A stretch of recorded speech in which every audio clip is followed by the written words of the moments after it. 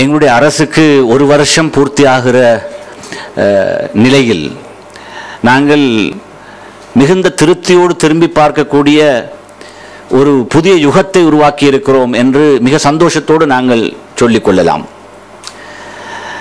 2009ஆம் ஆண்டு யுத்தத்தை வெற்றி கொண்ட பின்னணியிலே இந்த நாடு படிப்படியாக சமாதானத்தை இழந்தது என்றுதான் சொல்ல வேண்டும். யுத்தத்தை வென்று சமாதானத்தை இழக்கிற ஒரு சூழல் இவ்வளவு வேகமாக உருவாகும் என்று யாரும் எதிர்பார்க்கவில்லை.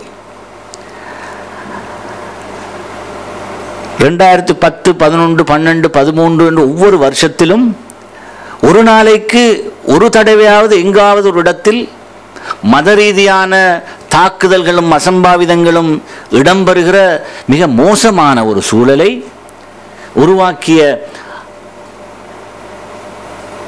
ஆட்சியாளர்களை நாங்கள் ஒதுக்கிவிட்டு புதிய ஒரு அரசியல் கலாச்சாரத்தை உருவாக்கியது மாத்திரமல்ல, வெளிப்படைத்தன்மை உள்ள ஒரு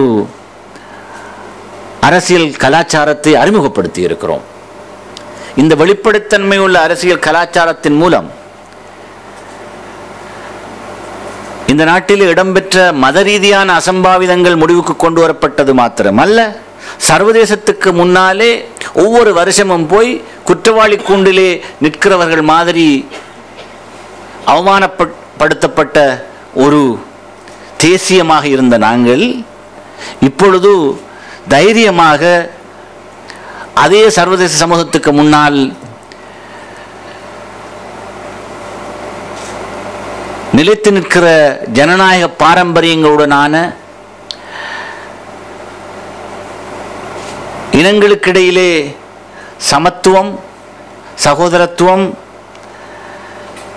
இணக்கப்பாடு உருவாகிற ஒரு புதிய அரசியல் கலாச்சாரத்தை உருவாக்குற தகைமை இந்த ஆட்சியாளர்களுக்கு இருக்கிறது என்று பிரதானமான வல்லரசுகள் உட்பட இந்த நாட்டுக்கு வருகிற மிக முக்கியமான ராஜதந்திரிகள் எங்களுடைய ஜனாதிபதிக்கும் பிரதமருக்கும் பாராட்டு சொல்லுகிற ஒரு புதிய யுகத்தை நாங்கள் உருவாக்க முடியுமாக இருந்திருக்கிறது.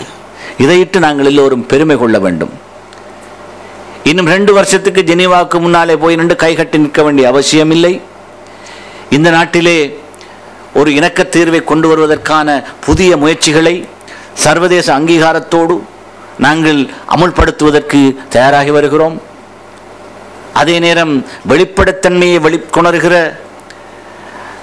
தகவல் அறியும் சட்ட மூலம் இன்று பத்திரிகையாளராகிய உங்களுக்கு மிகவும் பயன் தரக்கூடிய, எந்த நிறைவேற்று அதிகாரத்தை அனுபவிக்கிற யாராக இருந்தாலும் சரி, எந்த தகவலையும் உங்களிடத்திலிருந்து மறைக்க முடியாது.